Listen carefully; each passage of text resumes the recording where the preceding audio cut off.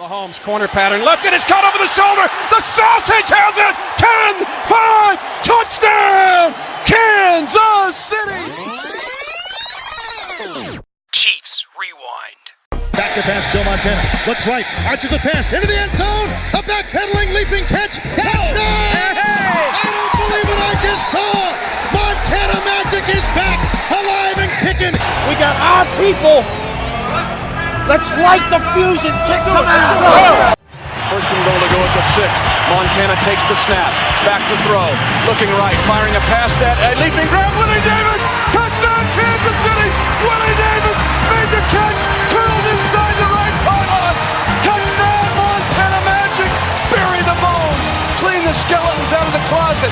Marty's got his first one at Mile High. 55, now they say 54 yards on the spot.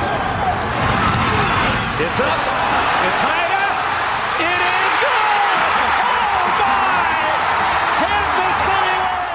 Welcome once again to Chiefs Rewind. Clint Schweitzer alongside Noah Groniger, and we are taking you back to the days of the Chiefs BM, before Mahomes, back to our glory days. You know, we're 35 and 34 years old, respectively. Our sweet spot, the times that we remember most, some of our best memories of sports and of the NFL are the Kansas City Chiefs of the 90s under Marty Schottenheimer, Joe Montana coming in, AFC Championship games, 13-3 records in 95 and 97. And today, our guest, Noah, is going to be none other than Steve Bono. He hasn't been heard from in Kansas City in a long time. We've scoured the earth. We brought him in for this podcast. Noah, this is going to be huge. We're going to be talking to Steve about, some of the playoff failures and what didn't work out here in Kansas City, and maybe what did work, some of the things that got them to the 13-3 record in 95. And it's going to be just a pleasure to catch up with Steve, joining us from out in California. It really is. I mean, we got to talk about a lot of people, like they said, like you said, we had the 95 playoff loss. I mean, a lot of people remember that, his 3 interceptions, Lynn Elliott missing those field goals, and they want to remember all the bad. And we got to ask him about his quote about the restaurants and how the worst restaurant in San Francisco is better than the best restaurant in Kansas City. Did he really say that? If he did, why did he say that? What were his thoughts? So we got to ask him all about that. And we've got to talk about how in 95, he was the AFC Offensive Player of the Year. A lot of people don't remember that, don't want to remember that, just think about the bad. But he was a really good player in 95. Maybe the Chiefs made the right decision, although it was between him and Rich Gannon. And, I mean, Steve Bono, he had that 76-yard run against the Cardinals where he did the bootleg. He almost called the shot and then had Joe Valerio out there blocking air. He was looking for someone to block, but there was no one to block, and Steve Bono scampers 76 yards down the field. And just Steve Bono's thoughts on Marty Schottenheimer. Was he a fan? Was he not a fan? What did he think of the offense and the play calling and just how everything went during his time in Kansas City? So it'll be real interesting with this interview catching up with Steve Bono, who, like you said, hasn't been heard from pretty much since his time here after he left in 96. That's what we do. We scour the earth. We want to interview former Chiefs players that were kind of a part of our upbringing as sports fans, and we hope that a lot of you enjoy this. We have a lot more coming up. Of course, you've heard our episode with Kimball Anders. We've got Eric Warfield coming up. We're going to be talking about the 2003 Chiefs defense and the 13-3 team, the no punt game, and a lot more we're going to be uploading from our archives. Guys like Tamrick Vanover, Bill Moss, so many more. And we're also going to be doing a Marty Schottenheimer episode coming up where we have quotes from our film, which is a film for Marty, a film that we got to bring him in person and show him last summer. And we got quotes from a lot of former players. They're going to be coming in to help us with that episode. So good stuff. Without further ado, we want to go ahead and get to our interview that we taped recently with Steve Bono, joining us from out in California. Hey, Steve, it's Clint Noah from Great American Sports Network in Kansas City. How you doing, man? Pretty good. How are you doing? Well, we're doing great, and we just really appreciate you doing coming on with us today and talking about some of the good old days. And man, it's just it's been a while since we've heard from you, man. How's everything been going? Pretty good. Can't complain. Well, you're fun watching Mahomes and the Chiefs. well, absolutely. It's his birthday today. He just turned 24. He just tied Joe Montana with the amount of 400-yard career passing games, and he's 24 years old. Is that not insane? I mean, what as a former quarterback, what when you see him, what do you see when you see a guy like that play? I mean, it's we haven't seen really anything like this, have we? I'm not sure I've seen anything like that little scramble to the right and sling it across your body about 25 yards downfield to the left. I know. Yeah, it's I saw that. I saw that on highlight last night, and I was like, wait a minute, let me see that again. So that's not a move. That wasn't in your repertoire, Steve, back in the day? Nah. That wasn't. Nah. I'm surprised Andy's allowing that. Oh. But he's seen Favre do that a few times, so he understands. Yeah, he's a little used to it there. Yeah. No, he's fun to watch. Wow. It really is. And, here in Kansas City, of course, I mean, gosh, it's been since 1970 that there's been a Super Bowl winner here. But, Steve, you got here, in 1994, backing up Joe Montana once again, because you were also his backup and Steve Young's backup at San Francisco. Kansas City's a place that, it's a blue-collar place. It's somewhere that a huge, passionate fan base. Just kind of talk about what it was like for you making the transition from San Francisco. Of course, you'd already been drafted in the 6th round by the Vikings. You played in Pittsburgh, and then before going to San Francisco, so you'd been around the league a while. I think you were, well into the 10 years almost into your career by the time you got here. But just kind of talk about coming here to Kansas City and kind of what you thought about whenever you were making that transition. I mean, it's an avid fan base. There's no question.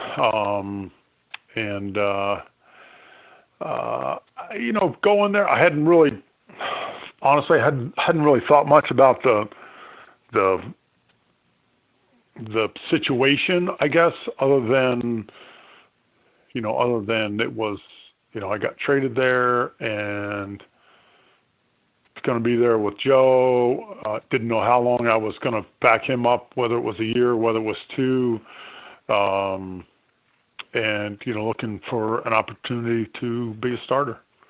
And it's an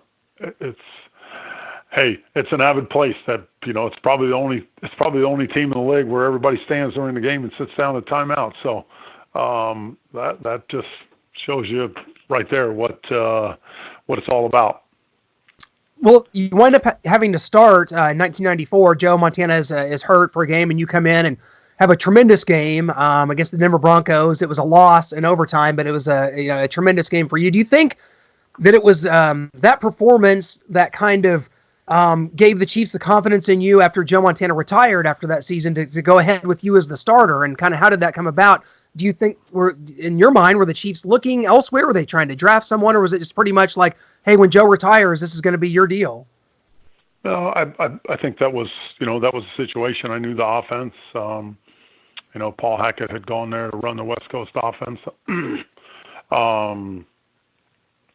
I do have to say that I don't remember that I lost. I don't remember that we lost in overtime to the Broncos, but I do remember playing well.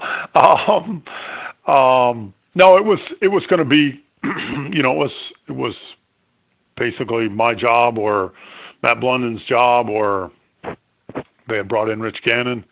So, one of us was going to be the starter, and fortunately, it was me. And we had a good year in '95, and unfortunately lost the first playoff game, and had a struggle in '96. So in hindsight, it is what it is.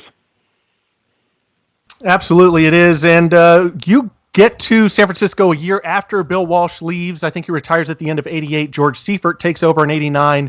To kind of talk about transitioning from George Seifert, the great 49ers organization, into the Kansas City Chiefs, and dealing with head coach Marty Schottenheimer while he was here, Carl Peterson, and just kind of that whole transition from San Francisco, those great players, that great organization, George Seifert to Marty Schottenheimer.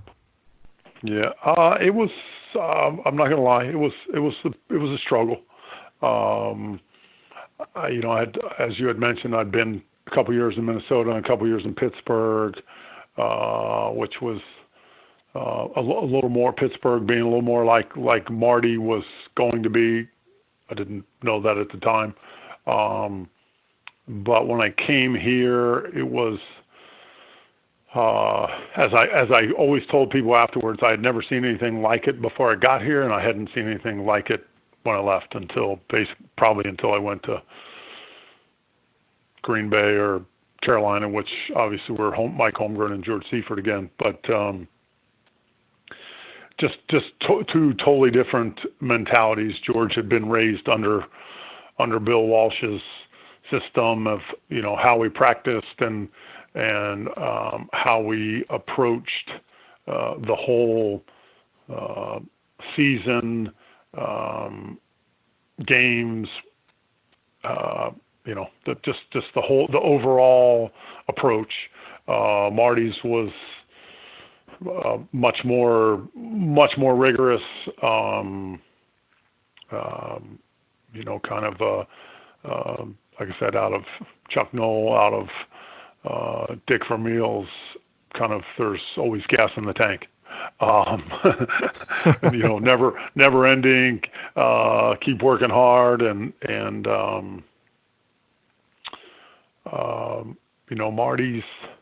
Marty's approach of, defense will win the ball game, special teams will score a touchdown for us, offense don't screw it up. Worked to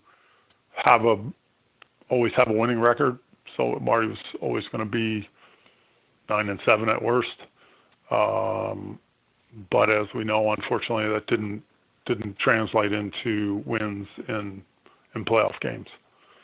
So it was a very different approach than the offensive side of the ball here in San Francisco.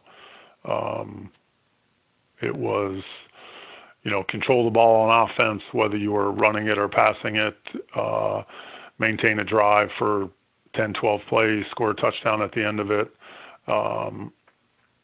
Defenses were good, very good. Special teams were very good, but just a totally different offense versus defense mentality difference. Well, Steve, many fans here in Kansas City will never forget, and I'm sure this gets brought up to you hopefully a lot because it's deserving of that. October 1st, 1995, in a game against the Arizona Cardinals. Steve, this could be a Jeopardy question, although I think it may be too well known now to know for it to be obscure. You set the NFL record for longest run from scrimmage by a quarterback, 76 yards. You scampered, and it was just until in recent times that I had read that you kind of called the shot. You said you were taking this to the house. Obviously, Buddy Ryan's over-aggressive defense was going to crash in on Marcus Allen on a 3rd and 1, and you come out the other side and scamper for the touchdown. Just kind of take us through that play and what you saw, and if it's really true, you called the shot on that. It worked. It worked in practice every time we ran it. It was I think it was the end of the first quarter. It was the end of a quarter. I know that for a fact. I don't remember if it was the first quarter, but I'm pretty sure it was. I had gone to the sideline, and it was 3rd and 1, and Marty looked at me and he said, "Let's do it." And just didn't say the play. I knew exactly what he meant. So I went to the huddle, and I must have had that same look on my face, and I said, let's take this one to the house. And if I honestly don't remember calling the play, I probably did. But the whole thing was set up because Buddy Ryan's defense at that time, he would have 5 down linemen, 5 linebackers, and a strong safety whose name was Terry Hogue. And the reason that Joe Valerio was out in front of me, that we pulled Joe V, and that was called Joe V cutoff in the play, was in case they left Terry Hogue in, we were afraid that he would sniff it out. Well, as we come out of the huddle and go to the line of scrimmage, Terry Hogue goes running off, and in comes the 6th linebacker. We knew we had it. I mean, I didn't ever expect it to be that wide open, but we knew we had it. Like I said, we had run it all week in practice. It worked every time against the scout team. I would say, felt pretty good about it working, about at least getting us first down. Well, Steve, that was one of many great plays you had in 1995. I mean, talk about just kind of what a whirlwind that was for you that season. You get drafted in 85, and here you are starting in 95, having all this success. over 3,100 yards passing, 21 touchdowns, only 10 interceptions. You make the Pro Bowl. You're the AFC Player of the Year. Just talk about 1995 and how successful that was for you and what that meant to you. It been a lot. It's one of the sweetest times and one of the most bitter times, unfortunately, at the end. It was something that I had worked my whole career to get to. It was really fun. We had, I would say we had some pretty good camaraderie. We had a lot of good players. We made a lot of big plays. When I'm trying to replace Joe Montana, everybody stepped up their game and played extremely well that season. Unfortunately, it ended in a way that obviously none of us wanted. For sure, my biggest regret, in hindsight, I hadn't approached it mentally correctly. Felt like I was the one that needed to make the plays, and in hindsight, I didn't. I just needed to get the ball to the open guy. Wish that I had another opportunity to play in a playoff game. I think I would have been better for it. But again, it is what it is. Looking back on it, but like I said, probably the sweetest and the most sour tastes of my career in one season. Well, Steve, we've had a lot of your former teammates from that season on the show, and we just recently had James Hasty on, who of course had a magical play early in that season against the Raiders to help you guys win an overtime game. Yeah. And he was really forthright in the disappointment of that playoff game, and he was very critical of the offensive play calling. A lot of the defensive players were really on Paul Hackett as far as the offensive game plan. So what said, Steve, what do you think of that? Because a lot of you threw 3 interceptions in the game. It's the temperatures were negative 15 degrees. You've got Greg Hill and Marcus Allen and Kimball Anders and running backs. So what was your take on the game plan? I mean, was it really that simple that the game plan was kind of poor offensively? Is that? I'm not going to say that wasn't part of it. I think it was. We at one point were running the ball well in the game, if I remember correctly. I can't say why we got away with it. I honestly don't remember. But I would say that it was one of the pieces. Again, 3 interceptions, 3 missed field goals. Why were we did, like I said, try and start throwing the ball at some point. I don't remember exactly where, at what point in the game. But I just 3 things that didn't help us win the game, because we had a tremendous defense. We were great in special teams. And it's, like I said, it's unfortunate. It's something that I will always regret. Yeah, I mean, we talked to James Hasty. He regrets it too. He says he can't bring himself to come back to Kansas City to go to a game because that still lingers with him. How he feels like he let the city down and didn't get a Super Bowl. You guys were supposed to get it that year, he said. And I mean, to kind of talk about that game a little bit more in depth, going down the stretch.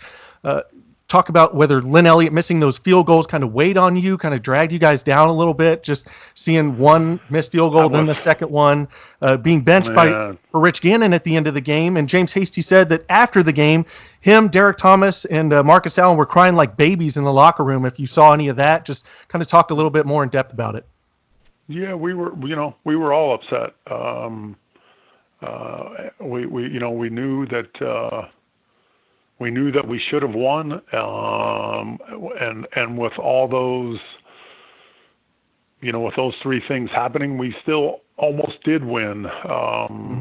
Almost, I know, doesn't count, but it was a huge disappointment to everyone. It wasn't supposed to be that way, and it's again, just very unfortunate. I blame myself, so that's what I live with, and I don't think it hasn't stopped me, and I wouldn't let it stop me from coming back to Kansas City in the future. Good. It's like I said, it's I blame myself. I look at myself in the mirror and blame myself. So I can I live with it, and move on. Well, Steve, we got to talk about this. You had a quote out there in 1995. I don't know if you regret this, if this was an unfortunate quote, but talking about the food, the worst restaurant in San Francisco is better than the best restaurant in Kansas City. Let's kind of go into that. Well, I'll just leave it at yes, it was credited to me. Unfortunately, I never said it. Really? The person who wrote it has apologized to me numerous times. Wow. I'll leave it at that. And for someone who, as much as foodie as I am, I don't think I ever would have said that. Honestly, went to a lot of good restaurants. I had somebody there in Joe that had already scouted them all out. So, no, I don't. That's just not. In hindsight, I'm not sure I was smart enough to ever think that quote up, but that's definitely not how my wife and I felt. So, well, we're glad. It's unfortunate that it happened, and that it was in a major publication. But we can. I guess I can laugh about it. When that person who wrote it and I usually see one another, it's the first topic of conversation.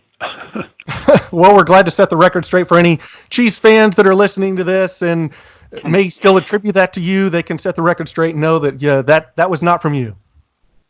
No, definitely not. Steve, the thing of it is, of course, your tenure as a starter ended here after 1996, which was it looked like another team that was going to be just ferocious. I think you guys started 4-0 or 5-0, and then wound up missing the playoffs. We did. And then it's kind of a deal where, I've read that you kind of feel that Marty Schottenheimer gave up on you too early. Kind of talk about that. I think we went 4-0 in the first quarter. Yeah. We went 0-4 in the second quarter. We weren't, we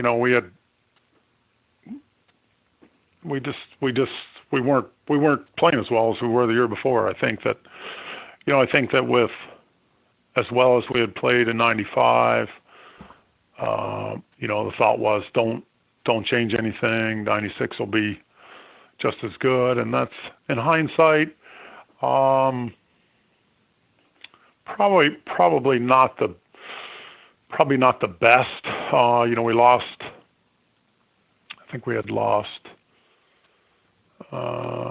Maybe we lost Willie. Maybe we lost JJ. I don't remember exactly, but we had some young receivers that struggled.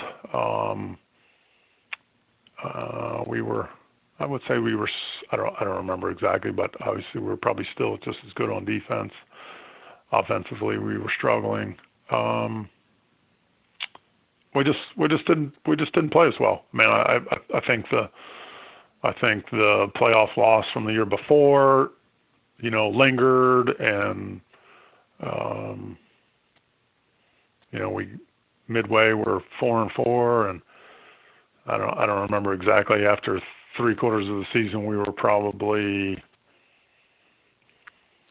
I don't know, 6-6, maybe I don't remember. Yep. But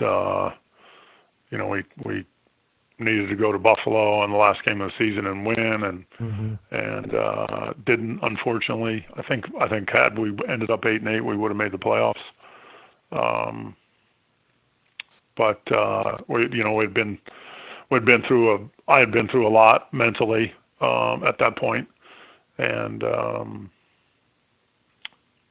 definitely wasn't at my best, that's for sure. But it wasn't what anybody expected, that's for sure. Well, Steve, what makes Marty kind of so polarizing as a head coach? We've had a lot of players on, former teammates of yours, that love Marty, swear by him. We made a film for Marty. He's going through Alzheimer's right now, and so we made a film for him and got some players to send in videos, well wishes, some memories. And then you've got kind of a bunch over here that don't see eye to eye with Marty. They didn't have the best experience with him, and they didn't want to partake in the film. So what makes him polarizing and kind of separated the locker room a little bit, if you will? I think what's polarizing about him is that he was very into the game. He was a great manager of the game. When to use timeouts and conserve time.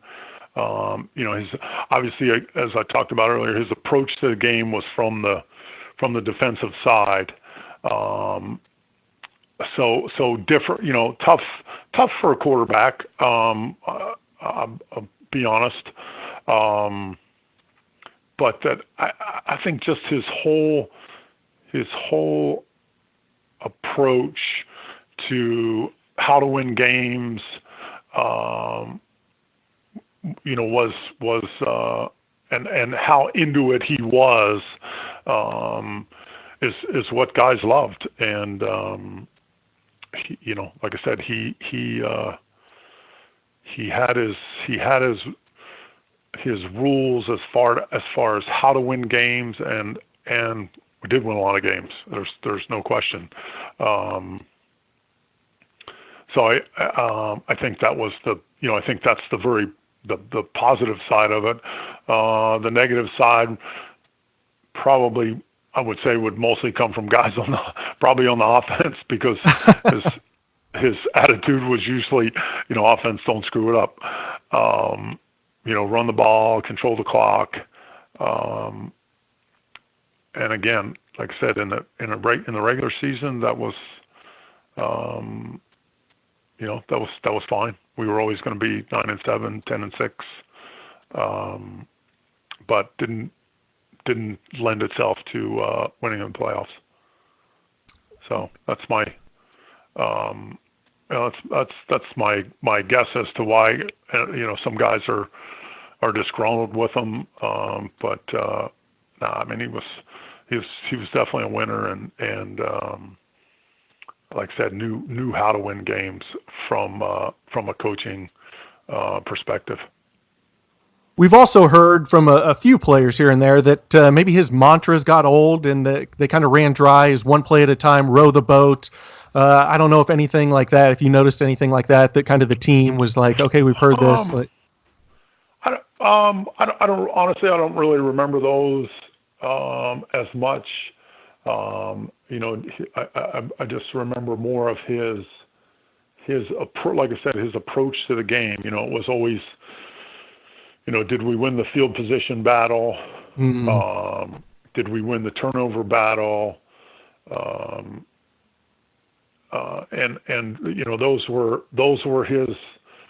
Those were kind of the two things that he always went back to. And that, again, that's a defensive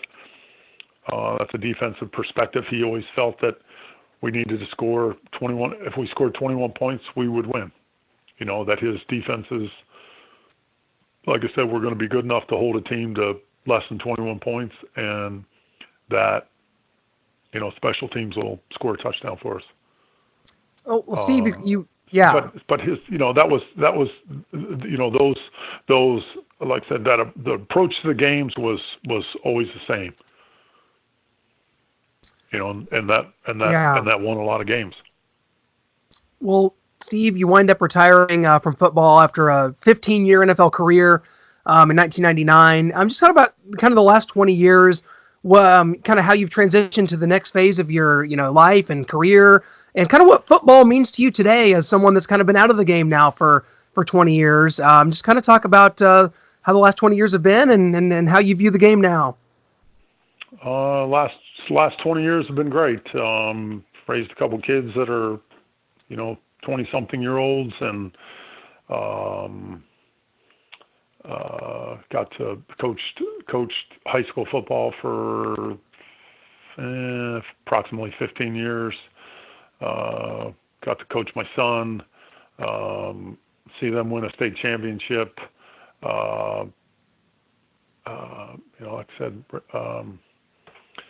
still close to the game.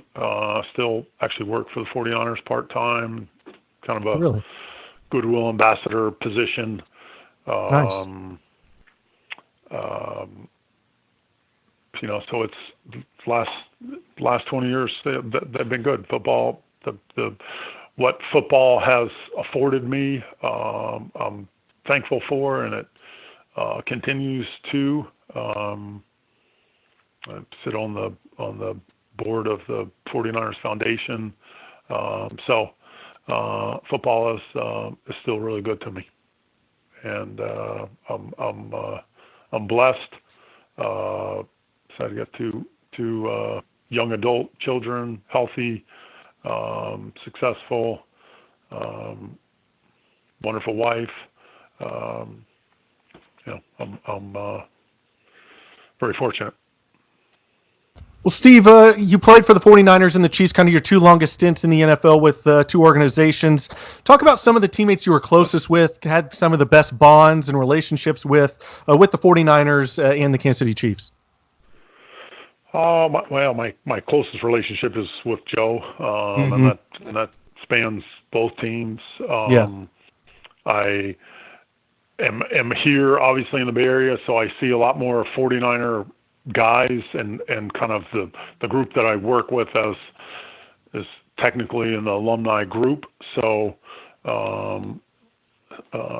get to see a lot more 49er guys. Unfortunately, I can't really say that I keep in touch with a lot of guys. I don't really keep in touch with anybody on a regular basis. I'll reach out to somebody every now and then when something reminds me or reminds me of them or reminds me of something that happened. So I think that's more a situation of being here in the Bay Area geographically. Just makes it easier to see guys that I played with here. Not that because I still keep in touch with guys here and there from other teams. So it just like I said, it makes it easier that I'm here. Well, Steve, before we let you go, one more thing we got for you. That's something Clint and I kind of joke about back and forth, referring to you is your cadence, and how if there was a Cadence Hall of Fame, you would be a first ballot inductee. Your voice inflection, being able to draw the defense off sides. Did that actually take work? It did. It did. I can say that we did a lot of work on it in college. Our college cadence was very rhythmical. It didn't have any numbers in it, or it just had three words. But the way that our coach taught us, Homer Smith taught us to use it, and then our change-ups on it.